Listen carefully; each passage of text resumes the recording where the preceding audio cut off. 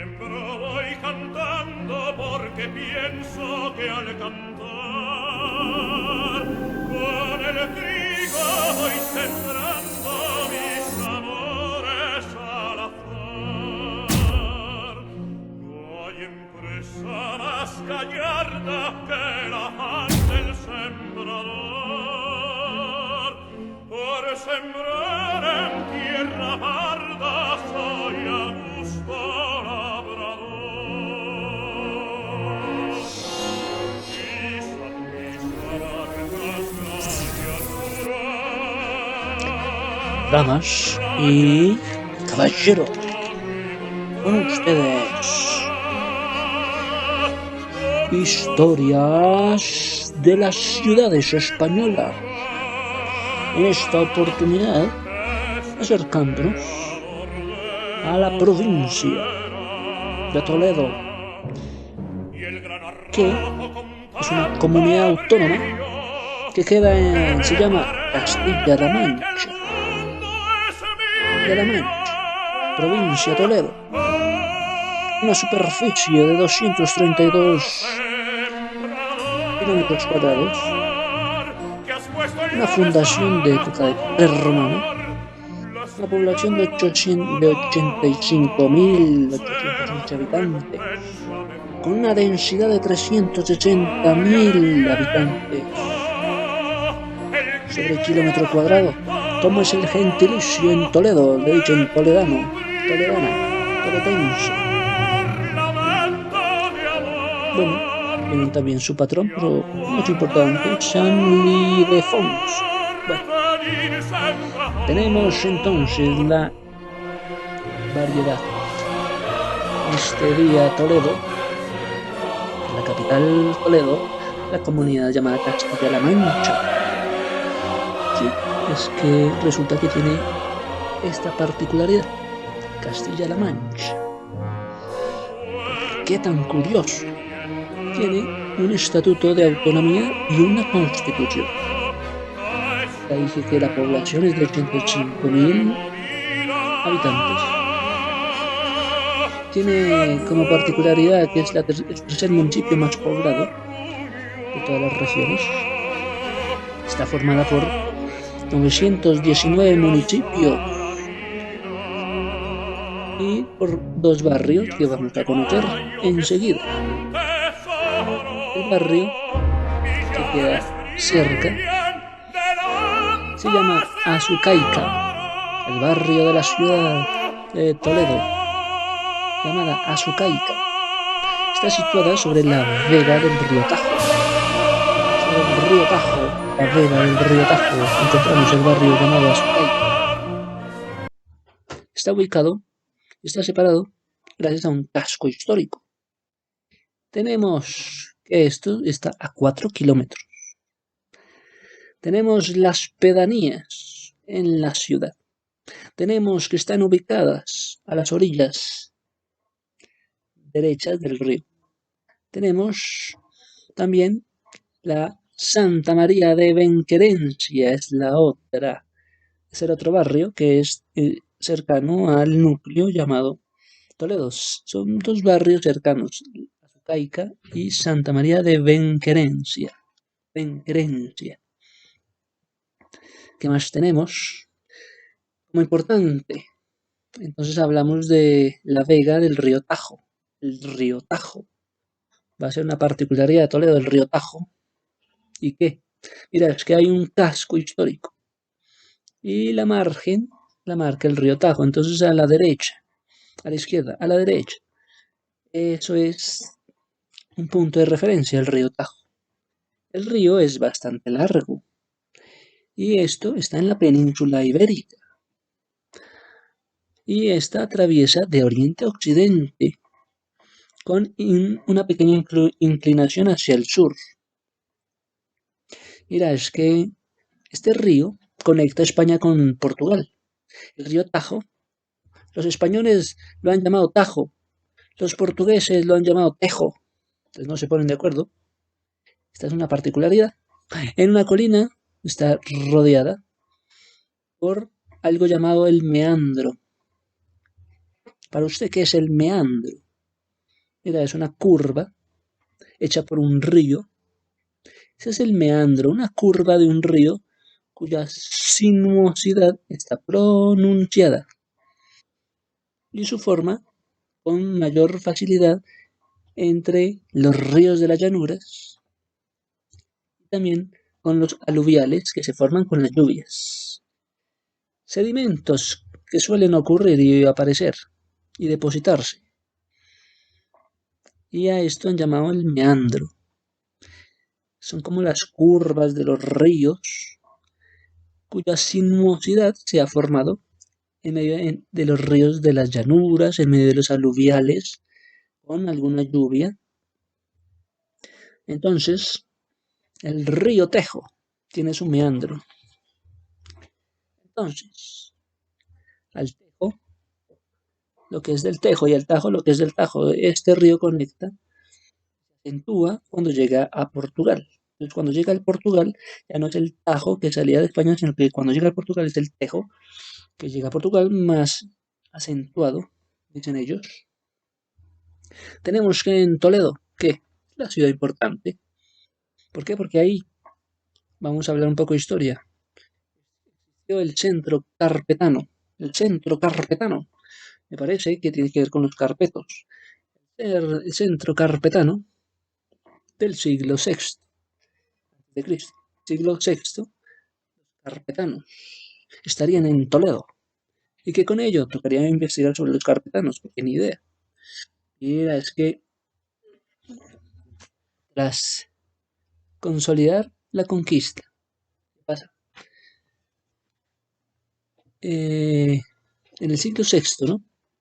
Esto iría del siglo VI antes de Cristo, iría a ¿hasta cuándo? Hasta la integración y la disolución del Imperio Romano, de la Hispania romana.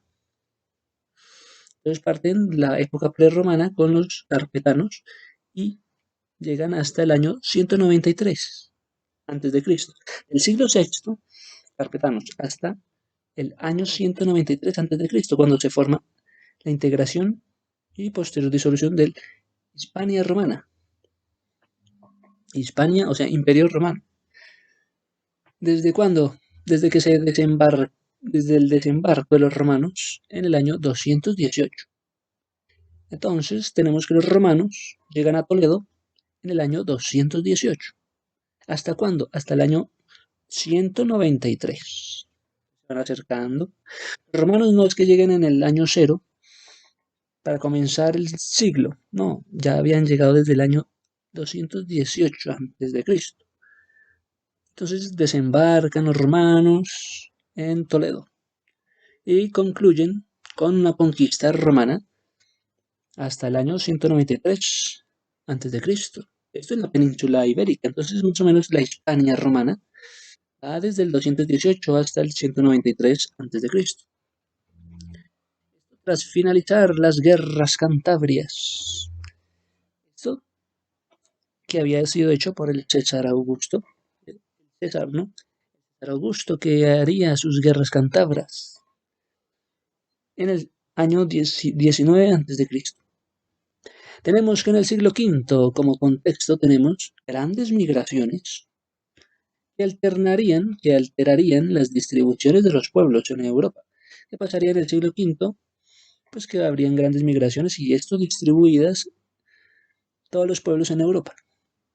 Y esto precipita el final del Imperio Romano. Esto finalmente precipitaría lo que sería el Imperio Romano de Occidente. Sí, porque es la península ibérica y sufre ruptura de organismos, de organización. Esto como primera medida. Tenemos que habíamos dicho que ¿cuántos municipios hay en Toledo? 919 municipios. 919 municipios. Y estas simplemente están agrupadas y integran la provincia llamada Albacete. Es que esa palabra es muy cómica. Que la provincia de Albacete tiene 919 municipios, dentro de las cuales se destacan Ciudad Real, Cuenca, o sea, nombres de ciudades en Latinoamérica. Dos mexicanas, como lo es Cuenca, como lo es Guadalajara. Ahí también estaría Toledo, en medio de estos municipios que integran la provincia de Albacete. Albacete. Es que con esa palabra da risa, ¿no? Muy cómico. Albacete. Con 919 municipios. También encontramos allá Toledo. También habíamos hablado que habían dos barrios que se acercarían cercanos al núcleo, como lo es Azucaica, como lo es Santa María de Benquerenche. Benquerenche. Tenemos que Toledo es una capital también de la sede eclesiástica del reino visigodo. Entonces hablamos de los carpetos, hablamos de los visigodos. La sede eclesiástica del reino visigodo estaría siendo fundado por el reino visigodo de Toledo. Entonces ya habría, gracias a una sede eclesiástica, ya habría un reino visigodo en Toledo. Esto tras la derrota luego de los visigodos, a mano de los franceses, a mano de los francos. ¿Y qué pasaría? Obligarían a trasladarse a lo que sería Hispania romana, a la Hispania romana del año 193 a.C. Entonces a esa Hispania romana llegarían, ¿quiénes? Pues los visigodos expulsados en la batalla de Vouille. Vouille. Vouille. Entonces los francos expulsarían a los visigodos en la batalla de Vouille. Vouille. Sí, y los obligarían a ir a Hispania, conservando ellos la Galia en el extremo occidental de Galia, donde encontramos Narborense, la zona de Narborense, la zona de Septimania. A esto nos hemos acercado, a esas primeras inquietudes. Vemos entonces, primero Toledo, carpetos, segundo Toledo, visigodos, tercero Toledo, pues fueron tomados por una conquista musulmana en el año 1085. Tomaron la ciudad en el 711 y luego en el 1085, ¿qué pasaría? Llegaría este español Alfonso VI de León. Así, Alfonso VI como un león llegaría a expulsar de la ciudad a los musulmanes. Es que le dirían, ¡ay, Alfonso VI de León, el bravo, hijo de Fernando I de León! Entonces Fernando, padre, Alfonso, hijo, de la Alfonsín, bueno, no voy a decir Alfonso, entonces expulsa a los musulmanes, la ciudad de Toledo. En el año 1085. Muy bien. Vemos que en Toledo, entonces, la llamarían la ciudad imperial. La ciudad imperial. Porque ahí estaría la sede principal de Carlos el I. Es decir, estaría Carlos I también, es decir, es el mismo Carlos V del Sacro Imperio Romano Germánico. Oiga, entonces Toledo tendría entonces la residencia del emperador del Sacro Imperio Romano Germánico. llamado el emperador, el César Carlos, reinó con su madre Juana de Castilla. Oiga, entonces, ojo a esto, ¿no? Estamos hablando de Toledo en el 1085, gracias al Alfonso de León, de la familia de León. Estarían gobernando la ciudad los descendientes de León, la dinastía de León. Luego llegaría lo que es Carlos I y sería el César y él con su madre Juana, pero Juana entonces sería de la familia de Castilla. Entonces vemos como por medio de Fernando y su hijo Alfonso llegan la dinastía de León. Luego vemos como por medio de Carlos V o Carlos I del imperio germánico, no, del imperio romano germánico. Entonces vemos como Carlos con su madre Juana, Juana de Castilla, la dinastía de las Castillas. Y esto hasta el año 1555 en todos los reinos hispánicos. Entonces, ¿cómo no va a ser interesante la cultura? Además, Toledo es la ciudad de las tres culturas, por haber sido poblada por quienes, por cristianos, por judíos, por musulmanes. Así sería Toledo. ¿Y qué? Y tras el traslado de lo más importante, de las cortes, ¿qué pasaría? Que las cortes, en el año 1561, yo creo que los de Toledo no quieren saber qué pasó en el año 1561. En el año 1561 las cortes las llevarían a Madrid. Y tras el traslado de las cortes a Madrid, ¿qué pasaría con Toledo? Sería una ciudad con una decadencia económica. Esto, como dato histórico, es en el 1561 que llevan las cortes a Madrid. Tenemos que en el siglo XVI, más tenemos, es la guerra de las comunidades de Castilla. Guerras de las comunidades de Castilla, o sea, de la madre de Carlos, Juana, la dinastía de Castilla. Juana viene de la dinastía de Castilla. Guerra de las comunidades de Castilla. Sí. Había un levantamiento comunero. Un levantamiento de los comuneros. Y esto le aconteció a la corona de Castilla. El levantamiento de los comuneros. ¿A qué corona? Le tocaría aguantarse, soportar el levantamiento de los comuneros, pues a la corona de Castilla, en el 1520 y 1522. Desde tiempos de Carlos I, las del interior, ubicadas en la meseta central, tendrían que soportar entonces el levantamiento de los comuneros en el año 1520 al 1522, desde Carlos I. Carlos I, muy bien. ¿Qué pasaría en... Bueno, íbamos a retomar un poquito del siglo V, pero no, ya iríamos entonces muy atrás. Siglo XVI, esto en 1522. Sí, así es. Entonces, esto es una pequeña imagen que nos da la historia de Toledo. Pero ya entrados en épocas contemporáneas, Toledo sería importante. Hombre, no quería adelantarlo, pero lo voy a adelantar. Tendríamos que hablar de la Guerra Civil Española. Guerra Civil Española en épocas contemporáneas en Toledo. ¿Cómo es eso?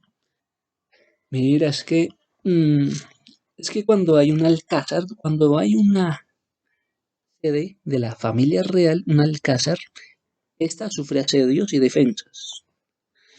Y a esto se enfrentaron al tener ahí la región del alcázar, el asedio a la casa real. Esto durante la guerra civil. Ah, bueno, me acerqué ya a la guerra civil. Tocaba hablar de la guerra civil, también conocida como la guerra autonomacia, una guerra civil. Pero es que, ¿por qué se llama así? que cuando dicen que es guerra civil, ¿a qué se hace relación? Se relaciona a las fuerzas gubernamentales. Además, se hace relación a las milicias del Frente Popular. Entonces se meten los del Frente Popular y las fuerzas gubernamentales y los del Frente Popular. Y esto con los guardias, con los guardias también. ¿Y eso qué? Pues mira, es una guerra llamada guerra por autonomía, guerra por autonomía. Esto reemplaza el nombre por una cualidad. Esto con el fin de aprender cómo así que la guerra civil se desencadenó por el golpe de Estado. Que algunos dicen, no, fue fallido el golpe de Estado. Iban a hacer un golpe de Estado y les salió el tiro por la culata. El golpe de Estado desarrollado en el 1936. Ya nos acercamos al año 1936 con el golpe del Estado, llevado aparte por las Fuerzas Armadas contra el gobierno. Pero en ese momento ya no era el gobierno, sino era algo llamado el gobierno de la Segunda República. O sea, la Segunda República, ya le habían puesto nombre. La República, al gobierno, lo habían llamado Segunda República. Porque era un periodo histórico, muchachos. Es que estábamos hablando de un periodo histórico. En el año 36 era un periodo histórico donde no había gobierno. Segunda República. Desde el 31 hasta el 39. 1931-1939. No es que todo hubiera empezado en el 36. No. Desde el 31 y duraría 3 años más. Hasta el 39. O sea, 8 años de intensa jornada. Intensa historia para nosotros. Desde la proclamación de República. Entonces están con la idea de República. ¡Wow! Esto es la Segunda República. Pero están todavía proclamando República, pero ya ellos iban en una Segunda República. ¿Desde qué año? Desde el abril 14 del 1931. Fecha de proclamación de la Segunda República Española. 14 de abril 1931. Y finalización. ¿Y cuál fue la fecha? No de proclamación, porque ya sabemos que fue en el 14 de abril del 31. No, la fecha final de guerra civil. ¿Cuál fue la fecha final de la guerra civil? Pues la guerra civil terminaría en el 1 de abril, también en abril, el mes de abril. 1 de abril del 1939. Final de guerra civil. Y no les digo qué viene después de la guerra civil en España en el año 36. No me anticipo a decirles lo que viene después de una guerra civil en España, siendo los españoles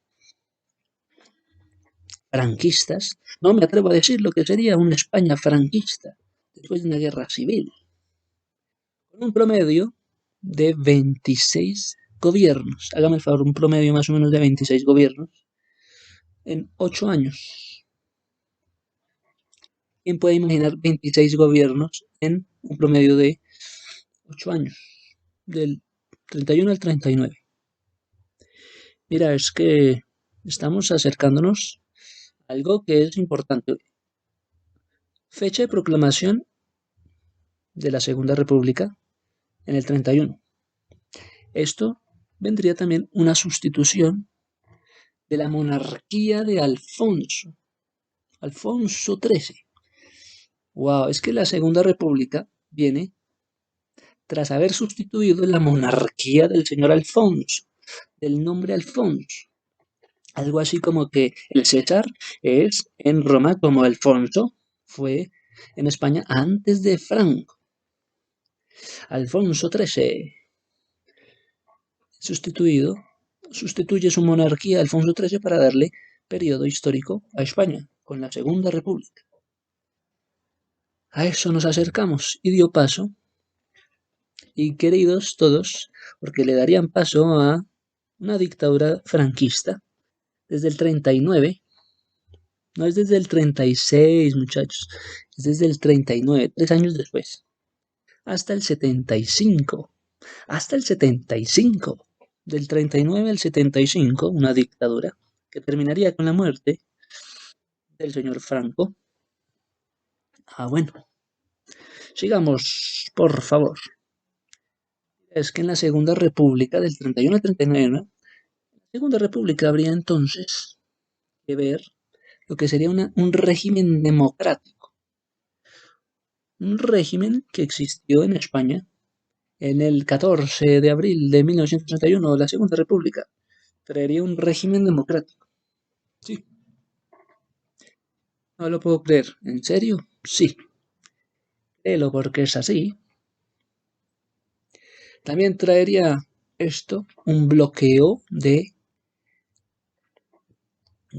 estrecho de Gibraltar. Entonces ocurriría un bloqueo en medio de un sitio estratégico como lo es el estrecho de Gibraltar, donde habrían operaciones navales, donde hacían operaciones aéreas. Entonces esto era como un bloqueo a una zona estratégica militar, el estrecho de Gibraltar, donde hay operaciones navales y aéreas. Y esto ocurriría el 17 de julio del 36. En el 36 estaban haciendo bloqueos de estrechos de Gibraltar, donde estarían las operaciones navales y aéreas. ¿Qué? Pues vendría el golpe de Estado. Ya, bloqueo al estrecho de Gibraltar, ya, golpe de Estado. Había entonces triunfado, dicen ellos, en protectorado de Marruecos. El protectorado de Marruecos, hágame el favor, meten ahí a los Marruecos. Los españoles meten en su golpe de Estado, meten una idea de protectorado de Marruecos. Buah, buah, buah. Y trasladarían tropas rebeldes. Entonces los muy queridos vecinos, no, las joyitas, los alemanes con los nazis y los italianos con los fascistas, muy queridos, trasladarían sus tropas bélicas rebeldes, sí, para apoyar el golpe, para apoyar lo que sería la iniciativa de golpe de Estado, lo que sería algo importante es que es parte de la guerra civil, que los vecinos lleven su armamento apoyando. Última parte civil, última parte de guerra. Antes de venir Franco, antes de venir esas épocas de establecer dictaduras, tenemos que en Toledo ocurren también cosas. Reemplazan, venga, guerra civil, listo. Guerra civil con un golpe de Estado en el 36, listo. Claro, están comprometidas las Fuerzas Armadas contra el gobierno. ¿Pero de cuál gobierno? El gobierno llamado Segunda República. Entonces había unas Fuerzas Armadas que irían contra el gobierno, no, contra el gobierno no, contra algo llamado la Segunda República. Entonces los españoles, muy quietos, tendrían que ver con una institución para la defensa nacional. Vamos a crear una institución que sea la defensa nacional para un mantenimiento del orden público en nuestro territorio. Entonces, irían con todos los temas sociales en medio de un golpe de Estado, múltiples aspectos, pero conocidos por todos, como es la lucha de clases, como el resultado, como el resultado de la pelea central o el antagonismo inherente a una sociedad políticamente organizada, aparecieron los conflictos. Entre los conflictos tenemos que entender que hay dos bandos importantes. Como hemos visto, la palabra república ya estaba en medio de ellos, o sea que están los votantes de la república. La palabra república parecía lo máximo porque habían destruido la monarquía. Entonces vienen de la monarquía, pasan a la república. Entonces están los de la banda de la república y defienden la legalidad de la república. En medio de una guerra civil, se ponen a hablar del nacionalismo de la república. Esto, dicen ellos, tras un golpe de Estado que fue un fracaso. Entonces dicen, hubo un golpe de Estado que fue un fracaso, entonces vamos a apoyar la legalidad de la república. ¡Wow! también está el otro bando, que es el otro bando, o sea que hay otro bando distinto a la República. Y se llama el bando subversivo, no el bando subordinado.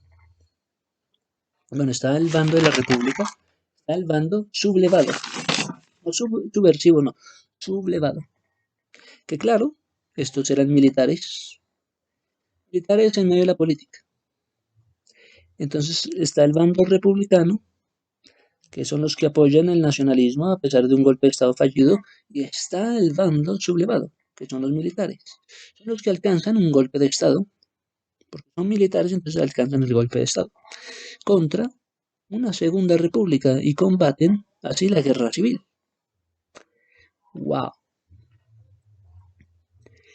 Bueno, tenemos que este asunto no viene solo. También hubo, así como en su momento hubo un bloqueo en medio del estrecho de Gibraltar, también vendría un atentado o un golpe contra los lugares militares preferidos por ellos, como lo era el puente aéreo. Entonces el atentado al puente aéreo. Esto era una operación militar en que esa área estaría ubicada en un territorio muy hostil. Entonces iban a tomar, iban a asegurarse, iban a permitirse tomarse esa propiedad, ese territorio, y permitirían aterrizar nuevas tropas. En ese territorio conquistado iban a aterrizar nuevas tropas y nuevo material bélico. Entonces en el puente aéreo habían encontrado un punto estratégico para poner nuevas tropas y su nuevo material bélico, proporcionando así un nuevo espacio de monitoreo, de centro de control de sus maniobras, para conseguir sus objetivos militares, una consecución de operaciones, claro. Entonces, esto era como lo que se veía antes de esa dictadura militar. Bueno, sigamos. ¿Qué más podríamos decir? Ya sabemos que en medio de la guerra civil habían luchas de clase, que es lo más normal, y que hubieran también conflictos, lo más normal, pero en esta oportunidad el bando republicano con bandos subversivos, no que digan, sublevados. Y podemos afianzarnos más en el bando republicano. Después vamos a hablar del bando sublevado. Mira, es que esto ocurre en Europa, no es en Colombia, en Europa. Era de las revoluciones, en medio de la era de las revoluciones. Todos estaban revolucionados. Otra revolución, un movimiento de independencia de colonias. Y España estaba motivado con esos movimientos de independencia en medio de las colonias. ¿Y qué más pasaría? Entonces, siempre estarían pendientes dos circunstancias en medio de un conflicto. ¿Cuáles son? Mira, la idea de revolución, mira, la idea de contrarrevolución, mira, la idea de fascismo y comunismo, mira, la idea de dictadura o democracia. Dictadura o democracia. Dictadura militar o democracia republicana. Eso ha existido desde hace tiempos. Mira, pero ¿por dónde vamos nosotros? Antes de entrar en una dictadura total, como lo fue en el caso de España con Francisco Franco, también ellos estaban con la idea de revolución y contrarrevolución, con la idea de fascismo o comunismo, con la idea de una lucha, siempre, entre dos bandos. Entonces estaba el bando republicano, un bando republicano en torno a un gobierno, pero este bando republicano no estaba como un presidente normal elegido, no, estaba formado por un Frente Popular Español, que era una coalición de partidos republicanos. Pero oye, eran republicanos, pero eran de izquierda. Entonces los republicanos serían de izquierda. ¿Vale? Venga, entonces el entorno era formado por un Frente Popular Español. Y era una coalición electoral, era una coalición de partidos republicanos que lo vamos a relacionar con la izquierda, republicana izquierda. Que era un partido político español, sí, fundado por el señor Manuel Azaña, Azaña, en el año 1934. Esto ya había ocurrido, la coalición de República Izquierda, desde el 34, no desde el 36, sino desde el 34. Ya se habían destacado estas segundas repúblicas. Oiga, Segunda República, a estos impulsos de coalición de partidos de izquierda. A esto llamarían la Segunda República. Esa coalición de partidos de izquierda republicanos. Y el fundador Manuel Azaña se había destacado. Y esto a comienzos de la Guerra Civil. Esto dándole un tinte a la Guerra Civil. Tenemos también que los partidos socialistas obreros también estarían presentes, diciendo aquí estamos, caramba, aquí nos quedamos. Pero esto vendría después. Pero todo esto sería importante saberlo, pero nos quedamos con el bando republicano, el cual también había sido apoyado por otros países, como lo era México, como lo era la Unión Soviética. Entonces los republicanos no estaban solos, estaban haciendo una coalición de partidos de izquierda republicanos, pero no estaban solos, estaban en ese momento también con países como la Unión, como con México, como Unión Soviética, con los rusos. Claro, sí, era obvio, coalición de partidos de izquierda, pues estaban apoyados por Rusia y por México. Eso ocurre. Entonces, eso es lo que se ve en el panorama. Pero también existían otros partidos. ¿Cómo es esto que se está tejiendo? ¿Cómo sí que hay una coalición de partidos de izquierdas? Y solamente me has hablado de uno, de Manuel Azaña. Mira, es que hay otros también que vendrían gracias, como lo es el centro de izquierda del espectro político, llamado Partido Socialista Obrero Español. Partido Socialista Obrero Español. El PSOE. PSOE. Empezó a pesar esto. Ya empezó a coger forma. El PSOE empezó.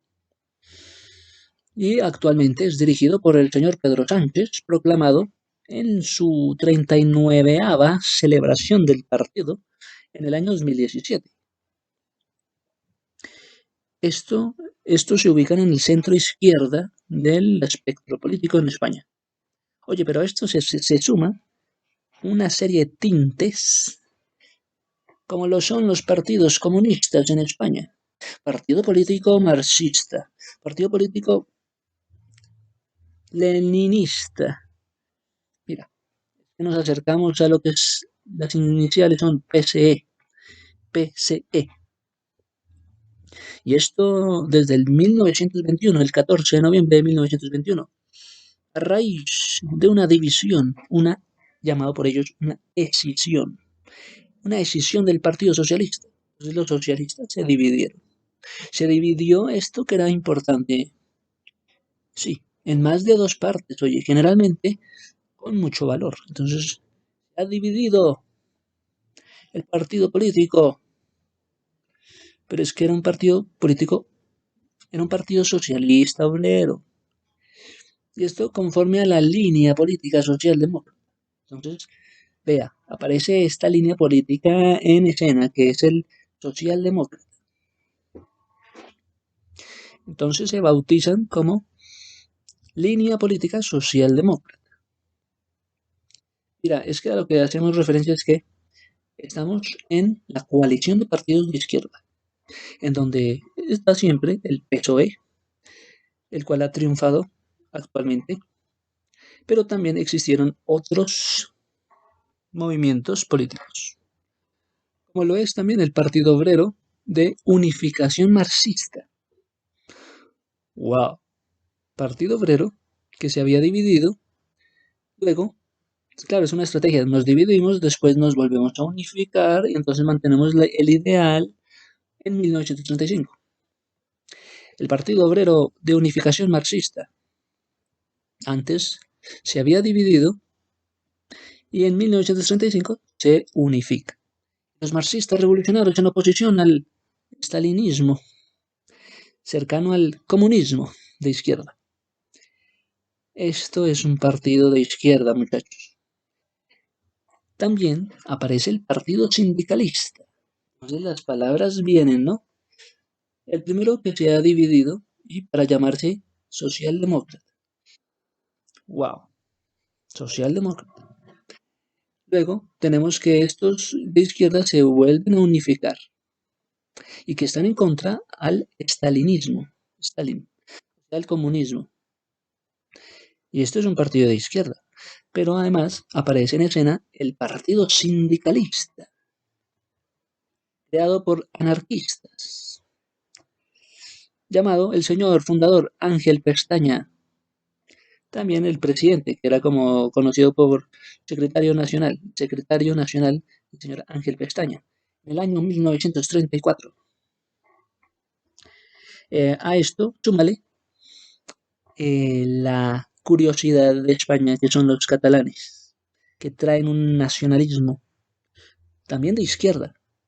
Les gusta relacionar el nacionalismo con la izquierda. Es un nacionalismo catalán de izquierda, llamado por ellos esguerra republicana. La esguerra republicana de Cataluña. Esguerra republicana de Cataluña. Sería fundado en 1931 y sería un partido político llamada la Esguerra. Esguerra, como un apellido, Esguerra. Es una corriente, un pensamiento que articula la idea política en Cataluña como idea de nación. Todo articula que entonces Cataluña sea una nación aparte. Cataluña es una nación. ¿Por qué va a ser una nación? A ver, diga. Pues porque tiene bases de derecho histórico. Tiene unas bases de derecho. Ya hay historia, ya hay lengua propia.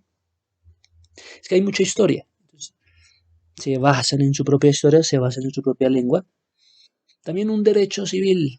Tienen derecho civil. Y también estos se han apoyado en la idea de movimiento obrero en España. Entonces los catalanes se van por la tendencia del movimiento obrero. Y esto se inicia en Cataluña desde tiempos inmemorables. Desde 1830, 1840, nace esta iniciativa, pero después entrarían al Congreso. Una cosa es que se forme movimiento, otra cosa es cuando se nace en el Congreso. Congreso Obrero de Barcelona en 1870. Entonces durarían 40 años mientras llegan al Congreso. Esto gracias a una Federación Regional Española. Federación Regional Española. Llamada la Frey-Ait. La Frey-Ait. Que si le ponemos acentos, no es tampoco Frey, entonces Freud, no. Ait, entonces et, no. Es Frey-Ait. La Frey-Ait. No sabemos si meterles sonidos al juntar las vocales. Frey-Ait. Freud-et. La Freud, bueno, Frey-Ait. Esto entonces ocurriría en el nacimiento del nacionalismo catalán, que luego vendrían, además, algo llamado la Unión General de Trabajadores, la UGT, Unión General de Trabajadores, UGT, una organización sindical obrera, fundada, ¿en dónde? En el Congreso Obrero de Barcelona, Congreso Obrero de Barcelona desde tiempos inmemorables, 1888. Y esto comparte historia. O sea, los organismos como una Unión General de Trabajadores comparten historia con partidos socialistas obreros. Los partidos socialistas obreros comparten historia con los movimientos, con las uniones generales de trabajadores, con los sindicatos o la Unión General de Trabajadores. Solo que la PSOE, que es el Partido Social Obrero en España, sí evolucionó a una orientación llamada socialdemócrata. Entonces todos los socialistas, comunistas, toca decirles, oye, ¿sabes? En España la PSOE evolucionó y se orientó a socialdemócrata. O sea, ya no hay comunismo, no. Ahora es algo llamado una orientación socialdemócrata, porque no lo entienden. Hay una orientación nueva y por eso evolucionó. Hay una evolución, una nueva orientación llamada socialdemócrata. Listo. A esto, súmale que también no solamente habían sindicatos, no solamente habían uniones generales de trabajadores, sino también una confederación nacional de trabajadores, confederación nacional, no solamente sindicatos, no solamente uniones generales de trabajadores, sino en esta vez confederación nacional de trabajadores, confederación de sindicatos, confederación, no era partidos, ya no son sindicatos y ya, son confederaciones de sindicatos, o sea, de ideologías. O sea, había un papel importante, pero se consolidaba también con el anarquismo. Entonces se metían con los sindicatos, se metían con las uniones generales de obreros de trabajadores y además los sumaban y formaban una confederación nacional de trabajadores. Pero esto sería importante, pero se mezclaron con el anarquismo. Papeles habían para formarse como tal, pero se consolidó entonces el anarquismo.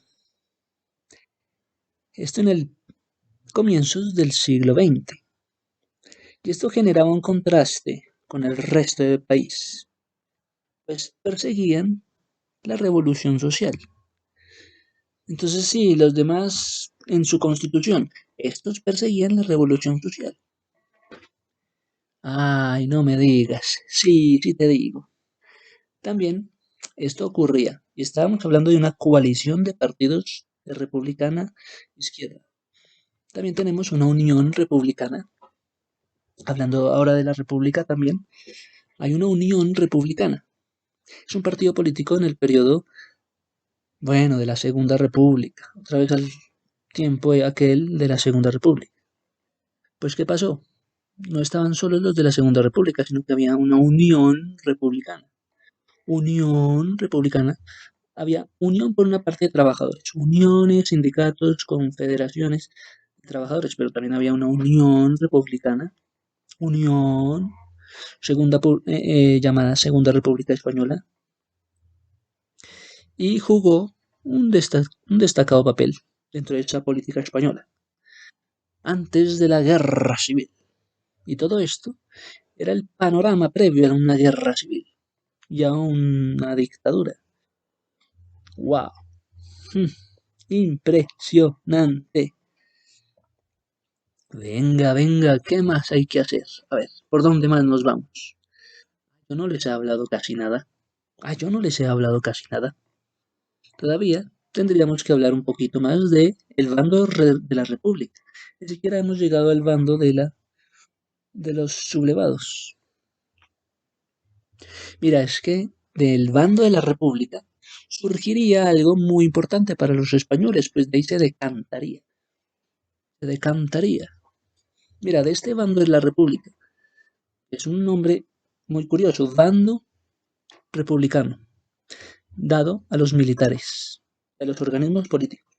Bando republicano, dado a los militares, ese nombre, serían importantes, ¿por qué? Porque vamos a decantar luego un partido nacional llamado Partido Nacional Vasco. ¡Wow! ¡Wow! A los que les guste el euskera, a los que les guste el catalán, vea, Partido Nacional Vasco se iba a llamar el Eusko Alderdi Jeltzalea. El Eusko Alderdi Jeltzalea sería llamado el partido. ¿Cómo se llama su partido? No, no iban a decir Partido Nacional Vasco, iban a decir el Eusko Alderdi Jeltzalea. Es una ideología nacionalista, vasca, y que tiene, sí, de liberal, demócrata, cristiano. Es como la unión de lo liberal con lo demócrata, con lo cristiano. Y se sitúa en el centro derecha. Entonces no solamente eran sindicatos de trabajadores, sino solamente eran uniones de republicanos, sino que también habían los vascos con su nacionalismo, pero ellos se ubicaban en el centro derecha del espectro político en España. ¿Cuándo? Bueno, en la Segunda República se ubicarían entonces los del Partido Nacional Vasco. Bueno, y defenderían la legalidad de la República. Claro, es que es el nacionalismo en todo su resplandor. Los del bando republicano, pues serían militares en organizaciones políticas. Y entonces tenemos que también los vascos, con sus catalanes, también, todos defendiendo el nacionalismo. Nacionalismo que defienden legalmente. ¿Cómo no iban a defender la república? Si lo uno va con lo otro, el nacionalismo con el tema de la república. Entonces, pero nada es importante solo cuando se nombra la palabra corte, las cortes republicanas.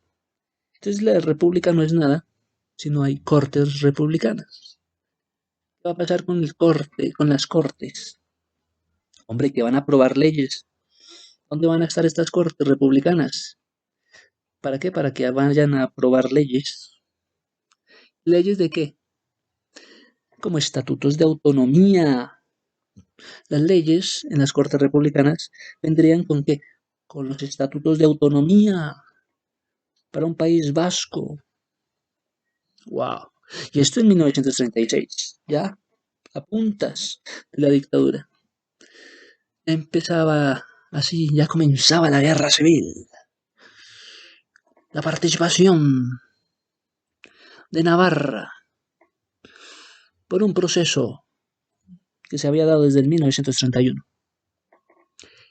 Es, por un lado, Cataluña con su nacionalismo. Por otro lado, Partido Nacional Vasco con su nacionalismo. Y esto, sí, ocurriría en presencia de Cataluña, en comunidades valencianas, también en Islas Baleares. Entonces, esos son los epicentros. Cataluña, Valencia y Islas Baleares. Y esto para darle paso ahora al otro bando. O sea, por dentro del bando republicano es un mundo muy denso. Imagínense que hay otro bando. Está el bando sublevado, o sea, el bando nacional organizado por los altos mandos militares. Entonces, los altos mandos militares tenían el bando sublevado, llamado el bando nacional organizado. Juntas Defensa Nacional. Entonces están los de la Junta Nacional, la Junta de la Defensa, en el año 36, que había sido sustituida tras el nombramiento de Franco. Entonces Franco se antepone ante la Junta defensiva no, la Junta de Defensa Nacional.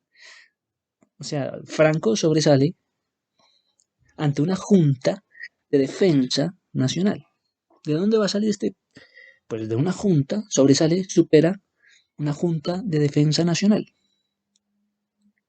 Siendo esto un organismo de verdad creado por militares y sublevado en el fallido golpe de Estado.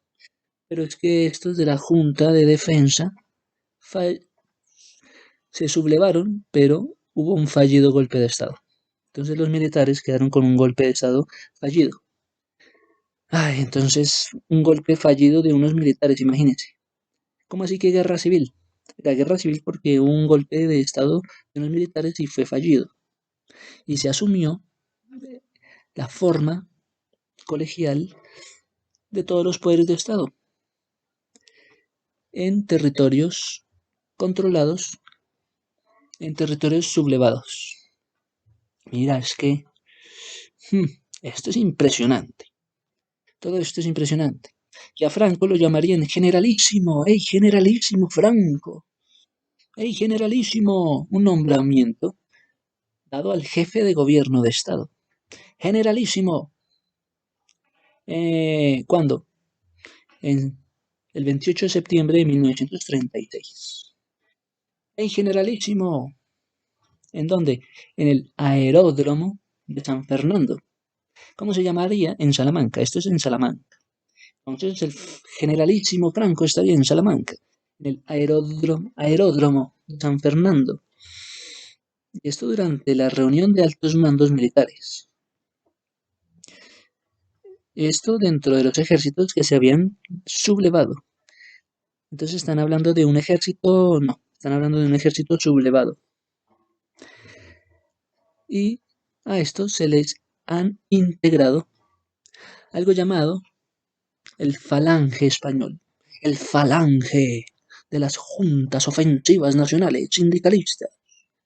O sea, este generalísimo sacado de un sector del ejército sublevado, van a integrar la falange española de las juntas ofensivas nacionalistas, sindicalistas. No diga, ¿cómo así que el falange también se llama falange española de las JONS? ¿Sí? Así también lo llamaban. Las falanges españolas de las JONS. Un movimiento español que compartía la ideología fascista, o sea, ideología fascista, o sea, nacionalismo y sindicalismo, y la fe de los Jons, también reducido el nombre a Fejons.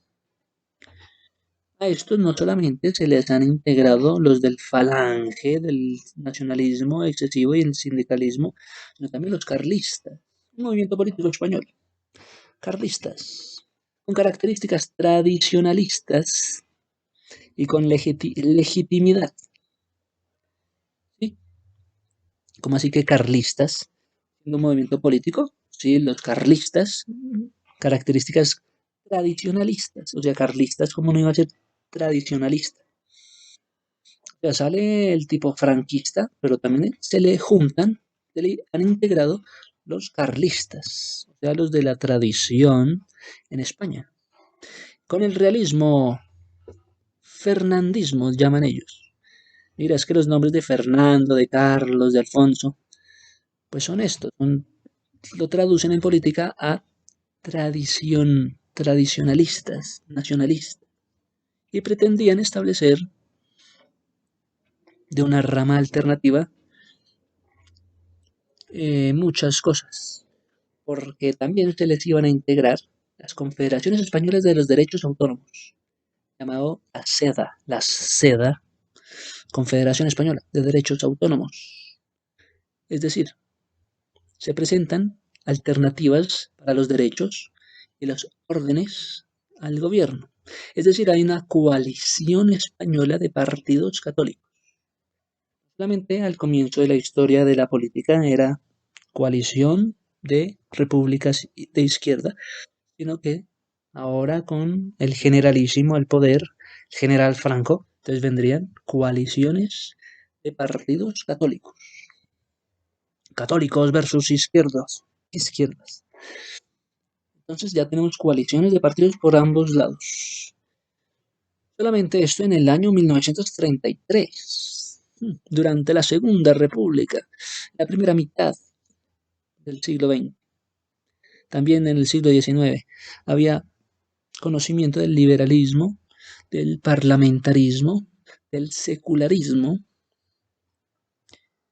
También, además de una falange de nacionalistas, de sindicalistas, también otra falange de la política, digamos que tiene un simbolismo, de la falange política con los carlistas, que tiene una visión de tradición legítima por el nombre carlista, por el nombre fernandista.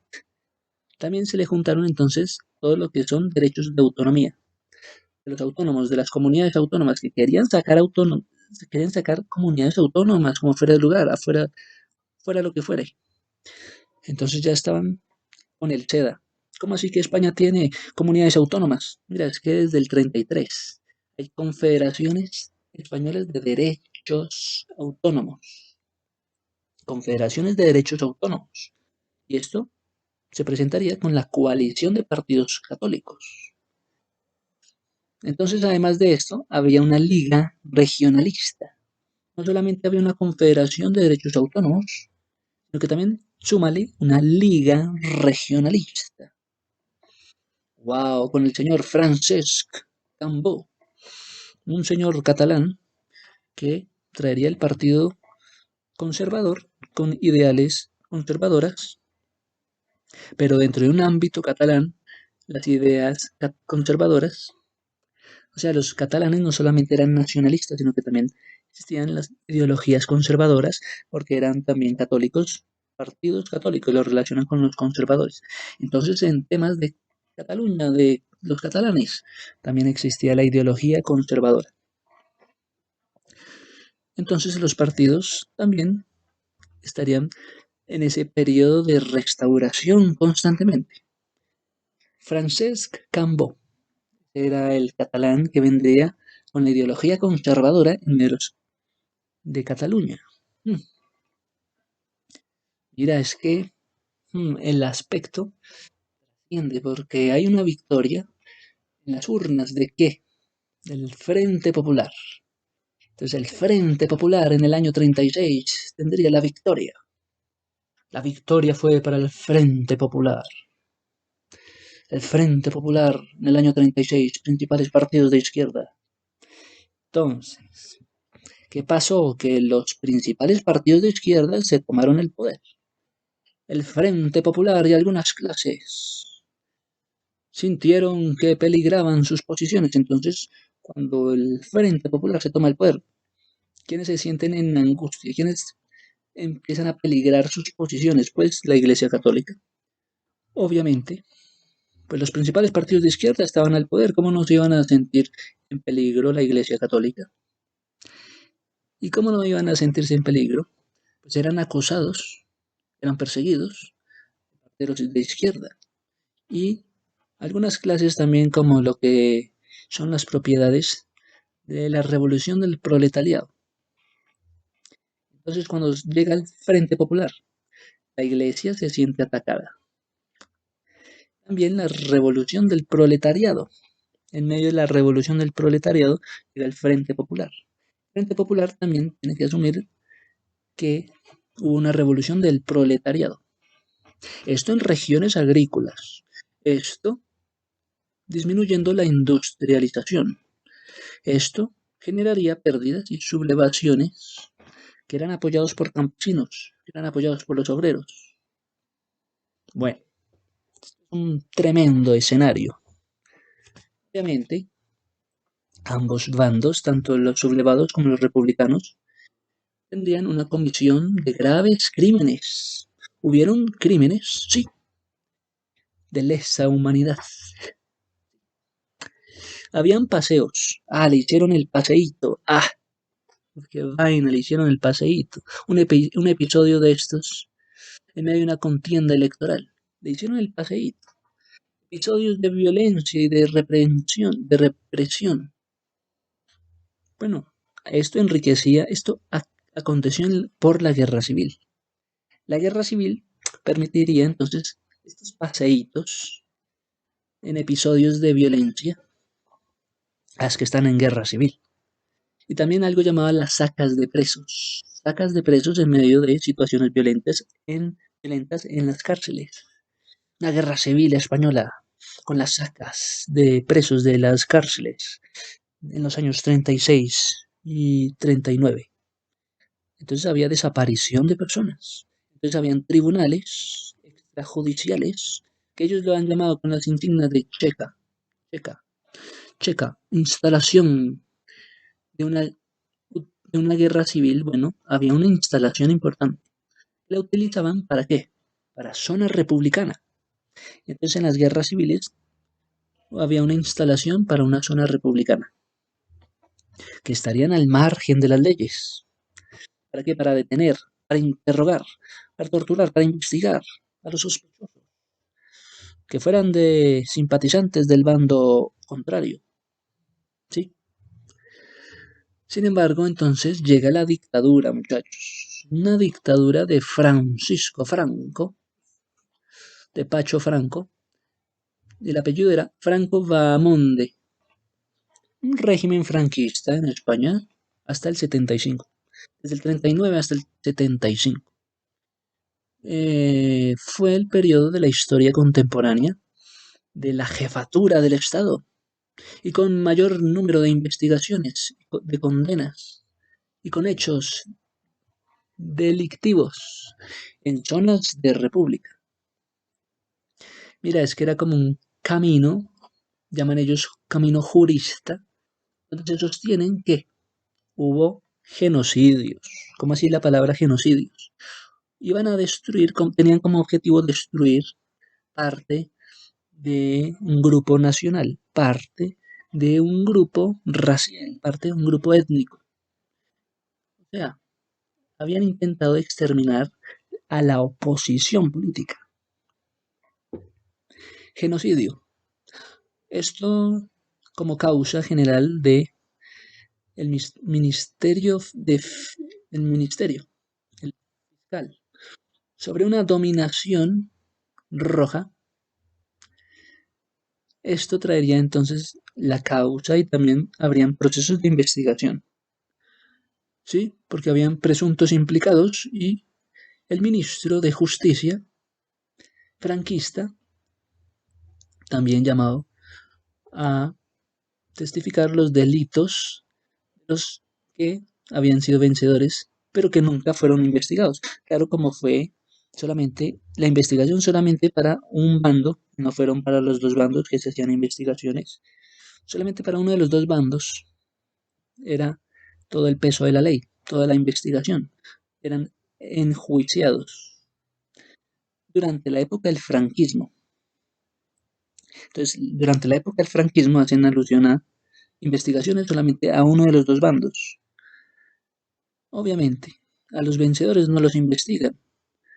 Obviamente, hay procesos de investigación con menos garantías y procesos fiscales.